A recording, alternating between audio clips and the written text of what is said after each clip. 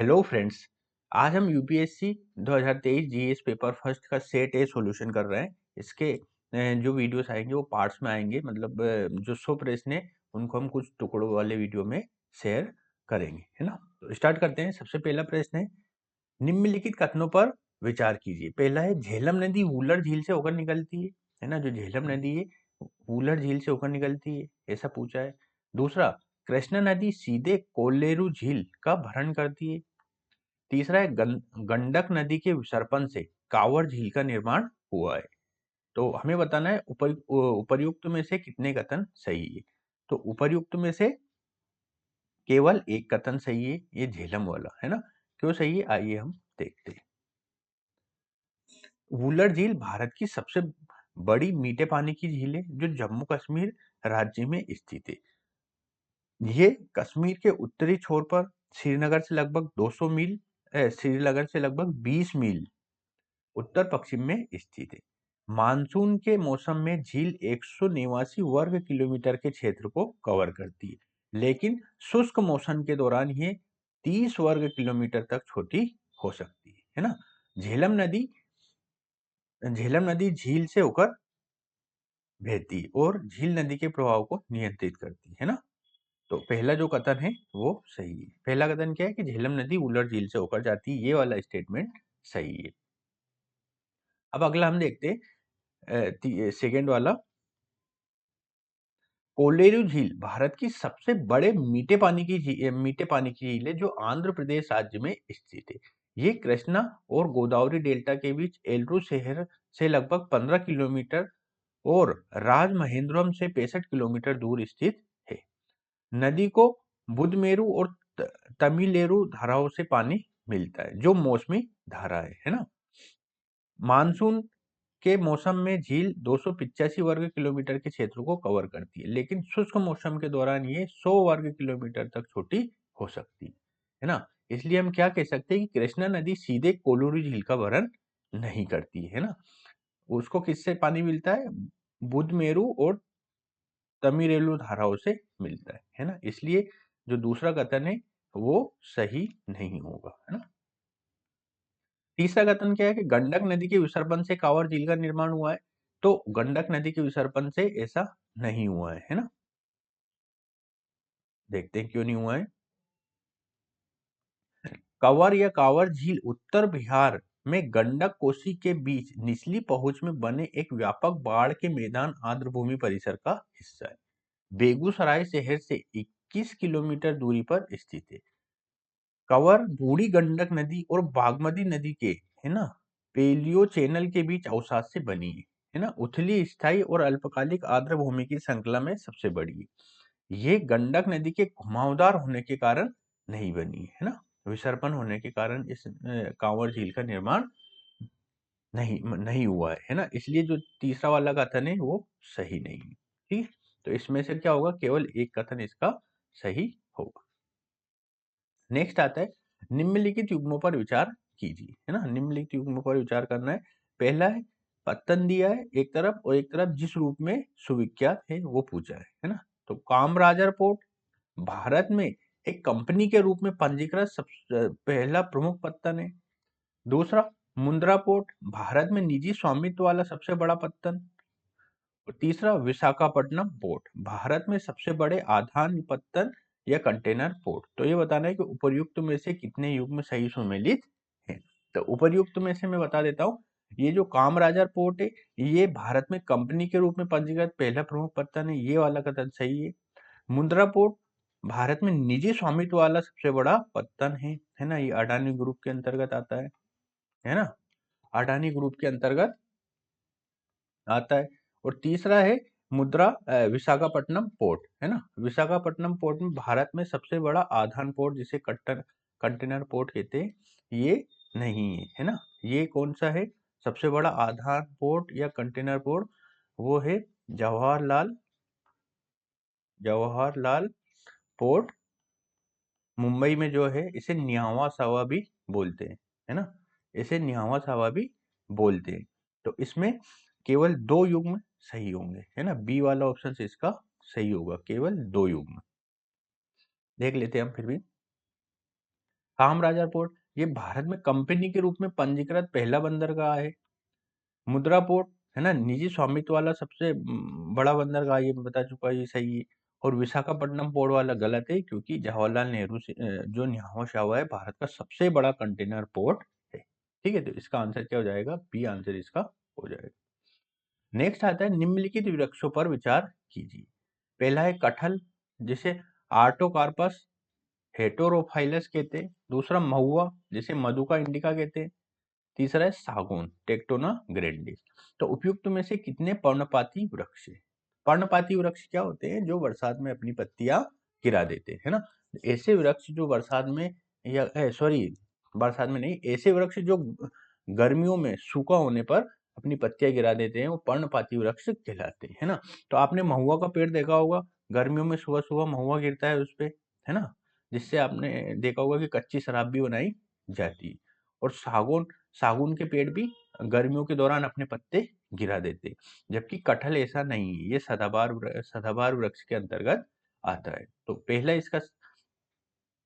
पहला गलत हो जाएगा, दूसरा और तीसरा इसका सही हो जाएगा। तो बी आंसर इसका सही होगा, केवल दो। कौन कौन से? महुआ और सागौन। देख लेते हैं, पर्णपाती वृक्ष वे वृक्ष होते हैं जो शरद ऋतु या शुष्क मौसम में अपने पत्ते गिरा देते हैं, है ना। मैंने बताया कटहल एक सदाबहार पेड़ है, महुआ एक पर्णपाती तथा सागौन भी पर्णपाती है। ठीक है। नेक्स्ट आता है क्वेश्चन नंबर 4। निम्नलिखित कथनों पर विचार कीजिए, है ना। चीन की तुलना में भारत के पास अधिक कृषि योग्य क्षेत्र है। दूसरा है चीन की तुलना में भारत में सिंचित क्षेत्र का अनुपात अधिक है। तीसरा है चीन की तुलना में भारत की कृषि में प्रति हेक्टेयर उत्पादकता अधिक है। हमें बताना उपयुक्त में से कितने कथन सही है। तो उपयुक्त में से कितने कथन सही है? उपयुक्त में से केवल एक कथन ही सत्य है ना। एक कथन ही सत्य है। आइए देखते हैं कैसे, है ना। यहाँ पे एक आएगा, है ना, ए वाला इसका आंसर सही है। ठीक है। पहला स्टेटमेंट इसका गलत है। चीन के पास भारत की तुलना में कृषि योग्य भूमि का अधिक क्षेत्रफल है ना। विश्व बैंक और फूड एंड एग्रीकल्चर ऑर्गेनाइजेशन के 2021 तक उपलब्ध आंकड़ों के अनुसार कई पहाड़ी और रेगिस्तानी क्षेत्रों की उपस्थिति के बावजूद चीन की कृषि योग्य भूमि अपने विशाल क्षेत्रफल के कारण व्यापक है ना। तो पहला वाला स्टेटमेंट गलत हो जाएगा, जबकि दूसरा वाला स्टेटमेंट सही है। चीन का सिंचाई क्षेत्र उसकी कृषि योग्य भूमि का 41% है, जबकि भारत में ये 48% के लगभग है। इसलिए भारत में चीन की तुलना में सिंचित क्षेत्र का अनुपात अधिक है। तीसरा स्टेटमेंट गलत है। चीन में प्रति हेक्टेयर औसत उत्पादकता 4.60 टन है, जबकि भारत में 2.60 टन उत्पादकता है। इसलिए तीसरा वाला स्टेटमेंट गलत है। मतलब चीन की प्रति हेक्टेयर औसत उत्पादकता अधिक है भारत से, है ना। नेक्स्ट आता है 5वां। निम्नलिखित में से कौन सा एक समुद्री स्तर में पुनरावृत्ति गिरावट का सर्वोत्तम उदाहरण है, जिससे वर्तमान समय की सुविस्तृत कच्छ भूमि उत्पन्न हुई है? ऑप्शन से भितरकनिका का गरान, जिसे मैंग्रोव कहते हैं। दूसरा मरक्कम लवण बेसिन। तीसरा है नौपाड़ा अनूप। चौथा है कच्छ का रण। तो इसका सही आंसर है ऑप्शन डी, कच्छ का रण। आइए देखते हैं कैसे।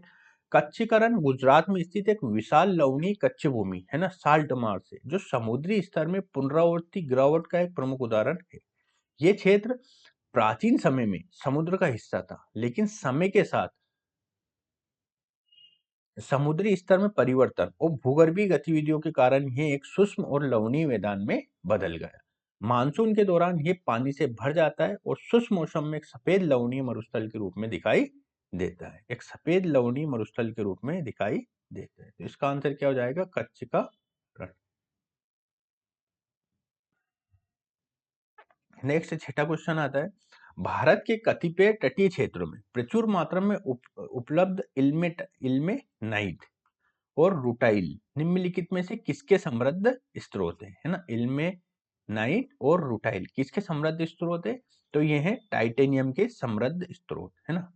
ऑप्शन डी, टाइटेनियम के ये समृद्ध स्रोत है। इल्मेनाइट और रूटाइल खनिज मुख्य रूप से टाइटेनियम के मुख्य स्रोत है। ये खनिज भारत के तटीय क्षेत्रों, विशेष रूप से केरल, तमिलनाडु, ओडिशा और आंध्र प्रदेश की समुद्री तटीय रेत में प्रचुर मात्रा में पाए जाते हैं। टाइटेनियम का उपयोग मुख्य रूप से एरोस्पेस उद्योग, पिगमेंट निर्माण और उच्च शक्ति वाले मिश्र धातुओं के निर्माण में किया जाता है। नेक्स्ट आता है क्वेश्चन नंबर 7। संसार का लगभग 3/4 कोबाल्ट जो विद्युत मोटर वाहनों की बैटरी निर्माण के लिए आवश्यक धातु है, किस देश द्वारा उत्पादित किया जाता है? तो 3/4 कोबाल्ट अर्थात 75% के लगभग जो कोबाल्ट है वो कांगो लोकतांत्रिक गणराज्य है ना, कांगो में किया जाता है ना। लोकतांत्रिक गणराज्य मतलब रिपब्लिक ऑफ कांगो में होता है, मतलब कांगो में 3/4 कोबाल्ट पाया जाता है। ठीक है, तो इसका आंसर हो जाएगा सी, कांगो। कांगो लोकतांत्रिक गणराज्य दुनिया का सबसे बड़ा कोबाल्ट उत्पादक है, जो वैश्विक आपूर्ति का लगभग 75% हिस्सा रखता है। कोबाल्ट एक महत्वपूर्ण धातु है जिसका उपयोग इलेक्ट्रिक मोटर वाहनों के लिए बैटरी के निर्माण के साथ साथ अन्य इलेक्ट्रॉनिक उपकरणों और एरोस्पेस अनुप्रयोगों में किया जाता है। नेक्स्ट आता है क्वेश्चन नंबर 8। निम्नलिखित में से कौन सा एक कांगो बेसिन का भाग है? तो कांगो बेसिन का भाग हम देखेंगे आगे। तो कैमरून कांगो बेसिन का भाग है, इसका आंसर ए होगा, कैमरून। आइए देखते हैं पहले कांगो बेसिन क्या होता है, देख लेते हैं। कांगो बेसिन अफ्रीका में स्थित एक विश्व का दूसरा सबसे बड़ा वर्षावन क्षेत्र है, जो मुख्य रूप से कांगो नदी और उसकी सहायक नदियों से घिरा हुआ है। ये बेसिन कैमरून, मध्य अफ्रीकी गणराज्य, कांगो लोकतांत्रिक गणराज्य, कांगो गणराज्य, गेबन, इक्वेटोरियल गिनी जैसे देशों में फैला हुआ है ना। तो इसमें अन्य जो विकल्प थे वो इसका हिस्सा नहीं होंगे, जैसे नाइजीरिया, दक्षिणी सूडान, युगांडा, है ना। फिर भी देख लेते हैं नाइजीरिया कहाँ है। ये पश्चिम अफ्रीका में स्थित है और कांगो बेसिन का भाग नहीं है। दक्षिणी सूडान ये नील नदी बेसिन का हिस्सा है, जो कांगो बेसिन का पार्ट नहीं हो पाएगा। युगांडा यद्यपि ये कांगो लोकतांत्रिक गणराज्य के पास स्थित है, लेकिन इसका अधिकांश भाग नील नदी बेसिन में आता है ना। इसलिए कैमरून ही कांगो नदी बेसिन का हिस्सा है। आप देख सकते हैं ये, है ना। ये वाला जो क्षेत्र है ये कांगो कांगो बेसिन का पार्ट है। ठीक है, तो इसमें ये कैमरून इसके अंतर्गत आता है ना। तो इसका सही आंसर हो जाएगा कैमरून। नेक्स्ट आता है क्वेश्चन नंबर 9। निम्नलिखित कथनों पर विचार कीजिए। पहला है अमरकंटक पहाड़ियां विंध्य और सह्याद्री श्रेणियों के संगम पर स्थित है। तो ये स्टेटमेंट गलत है, क्योंकि ये विंध्य और सह्याद्री के विंध्य और सतपुड़ा के श्रेणियों पर स्थित है। सह्याद्री इसका नहीं होगा, इसलिए ये गलत हो जाएगा।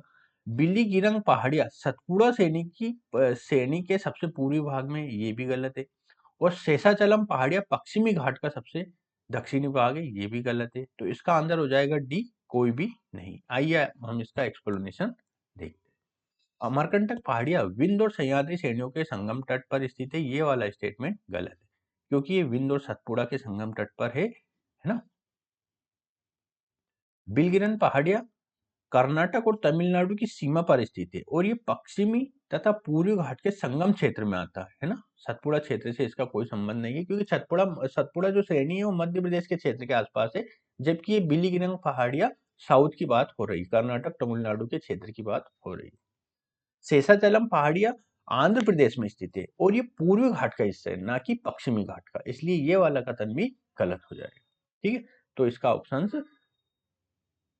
डी होगा, कोई भी नहीं। नेक्स्ट आता है क्वेश्चन नंबर 10। भारत की कनेक्टिविटी परियोजना के संदर्भ में निम्नलिखित कथनों पर विचार कीजिए, है ना। पहला है स्वर्णिम चतुर्भुज परियोजना के अधीन पूर्व पश्चिम गलियारा डिब्रूगढ़ और सूरत को जोड़ता है। त्रिपक्षीय राजमार्ग मणिपुर में मोहरे म्यांमार से होते हुए थाईलैंड के चियांग माई को जोड़ता है। तीसरा है बांग्लादेश, चीन, भारत, म्यांमार आर्थिक गलियारा उत्तर प्रदेश के वाराणसी और चीन के कुंगमिंग से जोड़ता है। तो देखो उपरोक्त तीनों ही स्टेटमेंट गलत है, हम इसको डिटेल में आकर देखते हैं। इसका आंसर होगा डी, कोई भी नहीं। देख लेते हैं। पहला क्या है कि जो स्वर्णिम चतुर्भुज परियोजना है उसके अधीन पूर्व पश्चिम जो गलियारा है डिब्रूगढ़ से सूरत को नहीं जोड़ता है, ये कथन गलत है ना। डिब्रूगढ़ से सूरत को जोड़ता है, ये वाला स्टेटमेंट गलत है। स्वर्णिम चतुर्भुज भारत के 4 शहरों दिल्ली, मुंबई, चेन्नई और कोलकाता को जोड़ता है, जबकि पूर्व पश्चिम गलियारा पूर्व से पश्चिम का गलियारा पोरबंदर गुजरात के शहर को सिलचर असम तक फैला है ना, सिलचर असम तक फैला हुआ है। दूसरा स्टेटमेंट भी गलत है। भारत म्यांमार थाईलैंड त्रिपक्षीय राजमार्ग मोरे भारत का जो मणिपुर में है, म्यांमार के रास्ते थाईलैंड के माई सोट से जोड़ता है, ना कि चियांग माई से, है ना, इसलिए ये वाला स्टेटमेंट भी गलत है। तीसरा भी गलत है, क्योंकि बांग्लादेश चीन भारत म्यांमार आर्थिक गलियारा भारत के कोलकाता से शुरू होकर बांग्लादेश के ढाका, म्यांमार के मांडले और चीन के कुंगमिंग तक जाता है। वाराणसी इस कॉरिडोर का हिस्सा नहीं है, इसलिए तीसरा वाला कथन भी गलत होगा। तो इसका सही आंसर हो जाएगा ऑप्शन डी, इनमें से कोई नहीं, है ना, ऑप्शन डी इनमें से कोई नहीं। ठीक है, आगे के क्वेश्चन को हम अगले वाले वीडियो में देखेंगे, तब तक के लिए नमस्कार।